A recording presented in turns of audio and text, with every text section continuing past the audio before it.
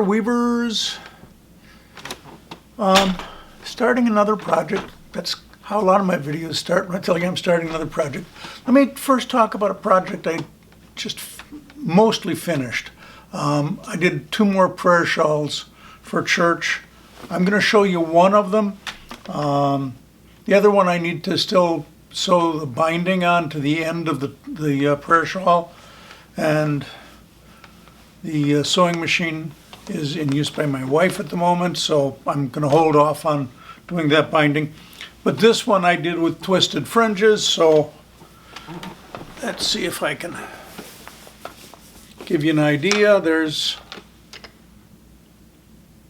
what it is. I'll show you what it looks like on even. That's the thing. Look at the colors. It's kind of maroon, reddish, and a couple shades of blue. I'll bring it a little bit closer. Maybe you can see it better. But it's a variegated acrylic yarn that I bought. So those are the colors we're looking at, and that's what's interesting there. So now let's talk about why I'm saying I'm starting a new project. I'm starting something new. The same brand of yarn, kind of yarn, just a different color. I'll show you the skein in a minute. But what's really different is, and this is something I've never done before, since I'm going to be using the same threading, the same number of threads, everything is the same. I decided not to take the old warp off the loom and start over again from scratch. I am measuring out a new warp and tying onto the old warp. And I'm going to try doing it that way so I don't have to rethread all the heddles and slay the reed.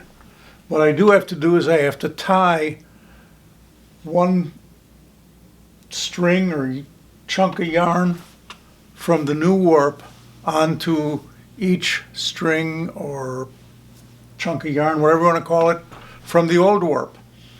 And that's a different process for me. I've seen other weavers on YouTube even say that they do this with different knots. I tried playing with a couple different knots. Just, for example, I'll just use a little bit here. So you could tie just a quick loop knot, and go through like that. Okay. You could tie a square knot. Just a quick overhand would work, but a square knot works. So you can take 2 strings, tie them together, and come around and go back and tie them together again. You'll know what a square knot looks like. If not, check the Boy Scout manual. It's in there. I decided to go for both of those, the overhand knot and the square knot, produce a little bit too big a knot to comfortably go through the reed, to go back through and to go through the heddle. So I got out my handy dandy Weaver's, what's it called? Weaver's Companion from Handwoven Magazine. Found their page on knots, knots to know.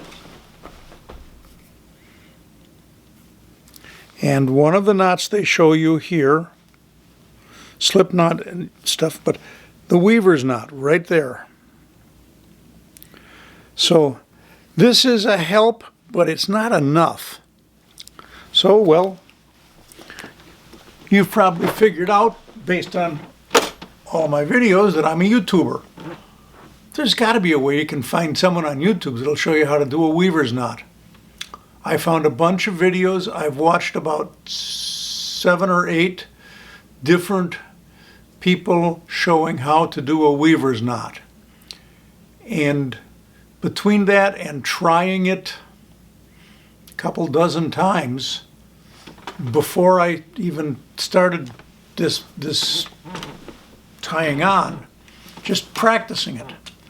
And I got so I could sort of do it regularly, and I have already tied on maybe about, I don't know, 80 threads.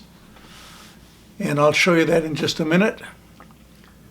But I'm going to try it this time, and I'm hoping that I can, this weaver knot I think is going to be small enough to fit through the reed, so that I can take what's on the back of the loom and so I can tie on at the front of the loom to what's on the back of the loom, pull through the reed, pull through the heddles, and wind on a new warp to my, tied on to my old warp for this next couple of prayer shawls that I'm going to do. So let's take a look at where it is right now. Okay, we're sitting at the front of the loom. You can see I've got all this nice light colored yarn that's basically the same as what I just showed you, that shawl. But here I've got some darker yarn. Doesn't really show up very well, does it? Put that behind it, it'll show up much better. And you can see I've got it tied on there. Every one of these is a weaver's knot that I think I've finally gotten the hang of it. But you can see it's through. I'm still using the 8-dent reed that I was before. 8 ends per inch in an 8-dent reed seems to work really nice with this number 4 acrylic yarn that I tend to use for prayer shawls. I have got, where's my tape measure?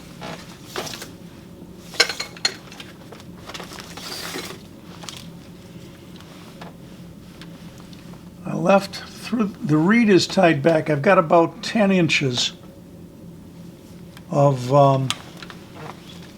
warp sticking through the reed, and there's probably about 8 or 9 inches of this old warp at the back tied onto the back beam rod, lashed on back there. So what have I got? Maybe 18 inches, 16 inches about of old warp left. I just secured it with temporary slip knots. The other thing I did was to make sure that I didn't pull the beater bar forward and have all this stuff slip out and lose the advantage of having the reed already slayed. I took a couple of pieces of scrap yarn. You can see one of them over here, and I literally tied the beater bar to the back beam fully at the back position so that it doesn't mistakenly come forward and I lose the slayed reed. So here's what I've got. I'm going to go get another batch of the new warp, and we'll come back and do some tying on. Okay, kind of a different angle for where I'm doing the tying on, but you can see I'm putting stuff on the warping board. At least I hope you can see that. Going up and I'm putting in the cross, the top, going back down.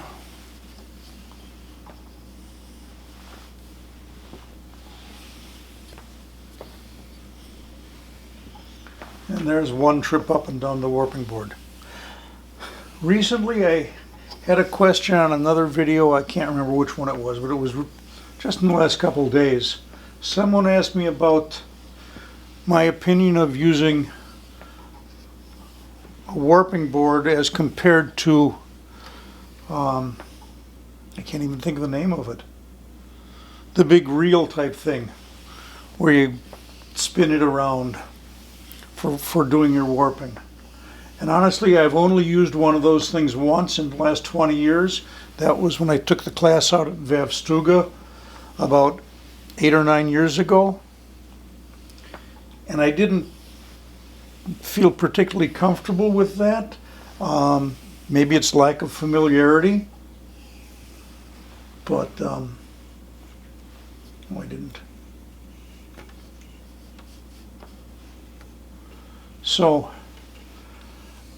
I'm used to just a warping board like this. I'm not used to one of those big reels. So I can't really say whether a reel like that is good or bad. I know a lot of people use them. A lot of people like them. I just don't feel comfortable with them. And I don't have one. The one other thing that really strikes me about that is I think they take up more space when you're working here, because you know the thing's a yard square on each side and it's got to spin around. It's going to take up a lot of room, and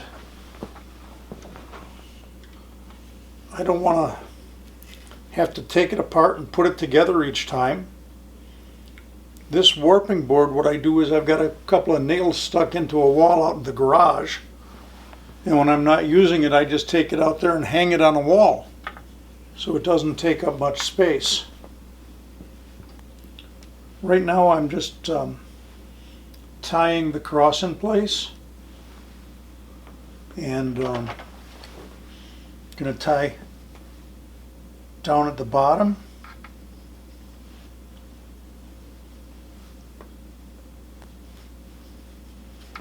But at the cross itself, usually I tie a little choke tie around there. I'm not doing that this time.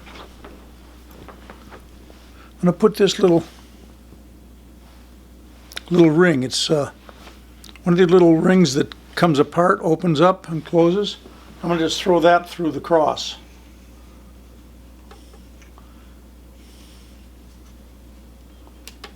So there's that. Grab a scissors and snip off that end. Now I'm going to chain up this bit of warp.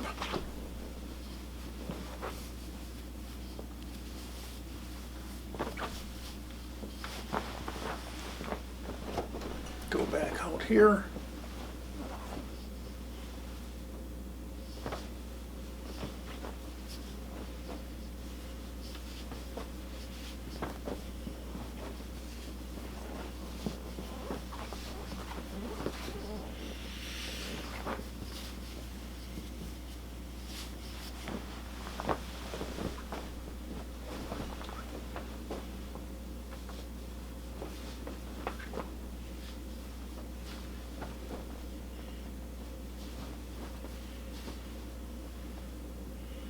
Okay, that is chained up. I'm going to turn off and move the camera so you can see me take this over, right, set it up on the loom. Okay, I've got my cross in one hand and the rest of my chain in the other. It's going to just sit next to me. I took an S-hook and just hung it off the top of the loom here, and I'm just temporarily going to hang my cross there. That way, and because I use this little metal hook or metal ring, I don't have to worry about losing my cross. It's just going to sit there. I think that's, yeah, I could try and put it over fingers, but then as I'm working to tie the knots, I'm going to have to worry about tying the knot and having the cross and not dropping part of it. And that's, I don't need to have that hassle. So I've got a couple of threads here. Let's aim you down just a hair. Whoops. That are ready to go. I'm going to tie. So the first thing I'm going to do is remove the first choke tie from the very top of the cross. And I'll just come in here and grab off the very first set of threads from the top, snip the end to make it 2 threads, and pull these guys out. 1, where is he? 2. So now I've got 2 threads out of there. They can just sit there. It might be kind of hard for you to see this because admittedly it is a dark thread. But I'm going to grab the first of the old ones, and then I'm going to take, this will probably be hard for you to see. Let's see if I can zoom in a little bit.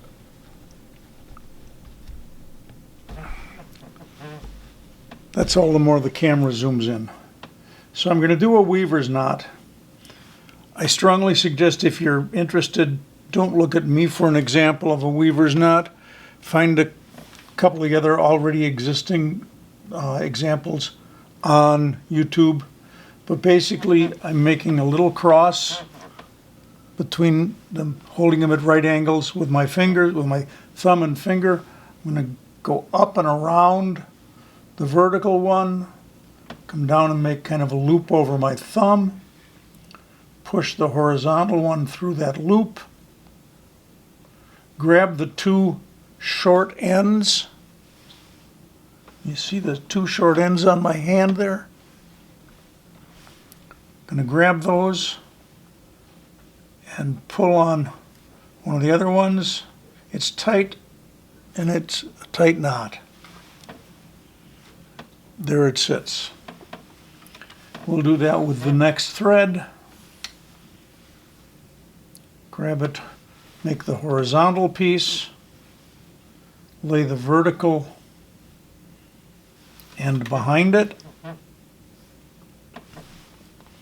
up and around my thumb, over the horizontal, push the horizontal through the loop, grab and pull. That's the process. And there I've just done these two knots. So I think I'm about a third of the way done with all the way across here. You can see what I've got done so far. And that's about a third, a little over a third maybe, of the total number of warp ends that are down here. So I'll show you what it looks like after I get done tying all of these on, and then we'll untie the beater bar and the reed from the back, which is just holding it in place, and see how well these knots actually go through the reed and the heddles. More later. Okay, weavers, I'm getting very close to the end. This is the amount of threads, warp threads, that I have left to tie off. There's 1, 2, 4, 6, 7 of them. But I'm going to just try one more time to show you the way I'm doing a weaver's knot. Again, this is based on the way I saw on a few other YouTube channels, not on the way I see it in a book. When I look at it in the book, honestly, it doesn't make any sense to me. But the way I saw it on other YouTube channels is you hold a thread in your hand horizontally, then you come up behind it with another one going vertically. So I've got the light blue horizontal and the kind of purple color vertical. From my perspective, it might be different from the camera angle you're looking at. You're going to hold those tight with your thumb and your forefinger. Then you're going to take the bottom end of the vertical one, in which case it's kind of green and purple because it's a variegated. I'm going to go up over my thumb and around the back of the vertical piece. And that one didn't go tight enough, but let's try this again.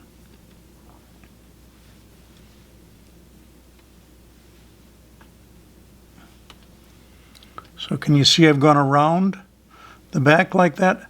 And now I'm going to take this light blue piece that was the horizontal one and push it through the loop that was made by my thumb.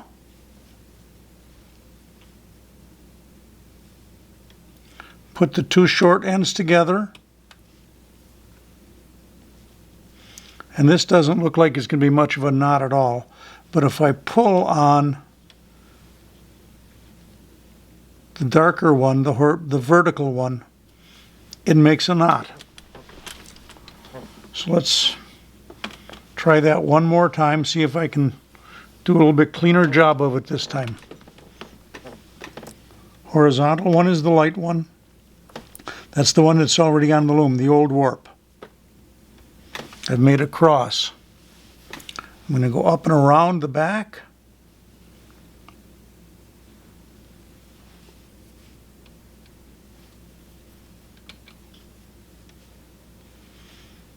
I've only done this now about 200 times.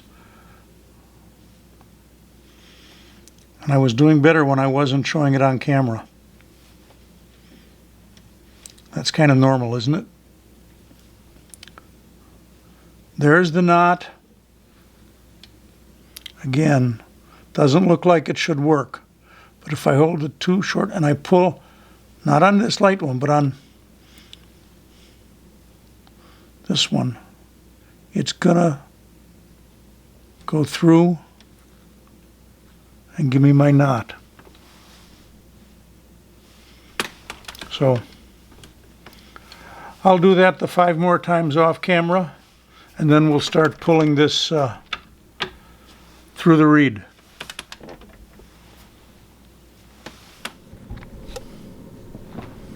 Here is how much previous warp I had left on at the back before I tied it on.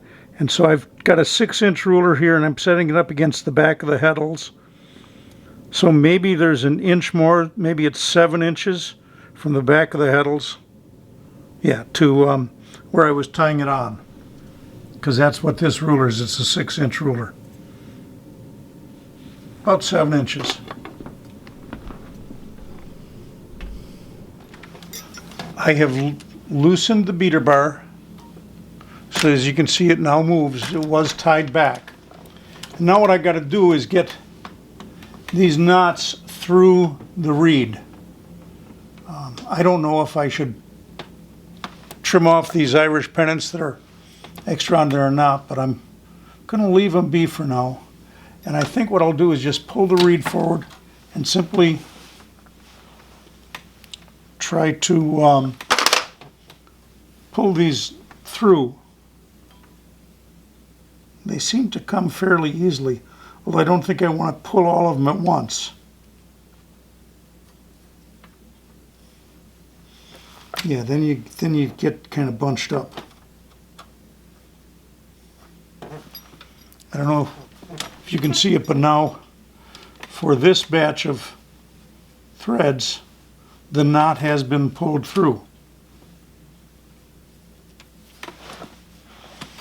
Now I'm purely on my new set.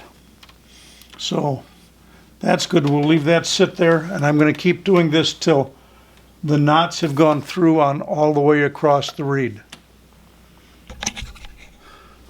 Well, weavers, it's time to finish this project. Actually, the project is finished. It's time to show you the results of this project and the previous one, sort of. So first off is this shawl, which I showed you already once before I started doing the tying on. This is the one with the twisted fringes. You've already seen this one. So here it is, about 6 feet long and about 2 feet wide, not quite, but pretty close. That's prayer shawl number 1. Set that over on a chair. Same warp, same weft, different pattern.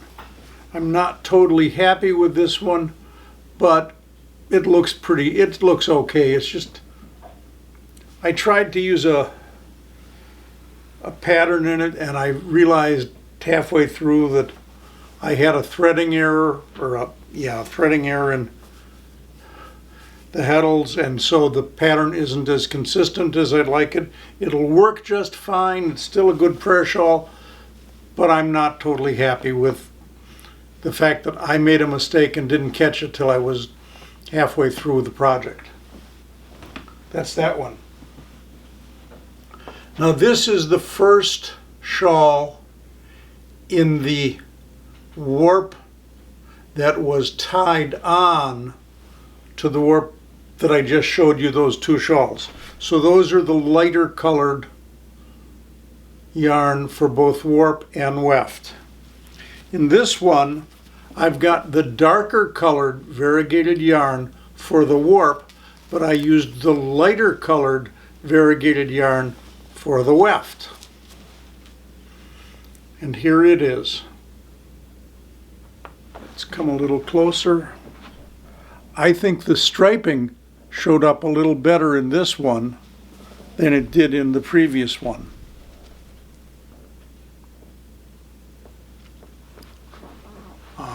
I think this is just a neat effect. So there's prayer shawl number 3. And then prayer shawl number 4, okay, quick mention back on number 3. Number 1 was plain weave. Number 2, I was trying to play with a pattern and I screwed it up. Number 3 is plain weave, but using 2 different variegated yarns. This is number 4. Again, it is plain weave, but it is using the darker of the 2 variegated yarns in both the warp and the weft. And again, it's nice. It will work just fine, but I don't think it is, the variegation is as visible. And so I'm going to bring it a little bit closer. You can see it.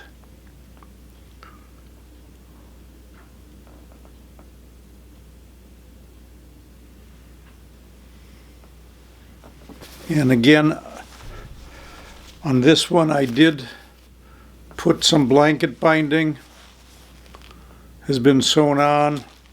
I didn't bother to video that bit of sewing. It was done while we're in the process of doing some work in the sewing room, so this didn't get videoed at all. Anyways, that's 4 prayer shawls done. I have to take them up to church yet, but I'll do that in the next couple of days. So there we are, 4 prayer shawls, a new method of tying on. I'm not sure I'm happy with it. I had some tangles, and I really had to kind of comb it out to get it to go through. And of course the knots were a little bit troublesome going both through the reed and through the heddles. Through the reed I did it in really small batches, just a couple threads at a time, pulling them through the reed. And that's with, well, it's a fairly thick yarn, but I'm only using an 8-dent reed, so it should have worked pretty well. And through the heddles, again, it was kind of tough, but I made it. You had to work on them in small batches, pulling just a couple threads at a time through the heddles. So, but the really good thing is I now think I'm fully conversant with how to use a weaver's knot. And as I had looked at pictures of it before, I've always been confused. Having done it now a couple hundred times to get all those threads tied on, I think I finally have it down to where I know how to tie a weaver's knot. So that was the real plus side, not to mention I do have 4 prayer shawls done for church, and I think they'll be appreciated. Anyways, that's it for this video. Thumbs up if you like it. As usual, subscribe if you're not a subscriber already. And I'll catch you the next time around when I'm weaving something, or maybe it'll be a sewing video next. I'm not sure what's going to happen next. It'll be one of those things probably. But anyways, until then, bye-bye.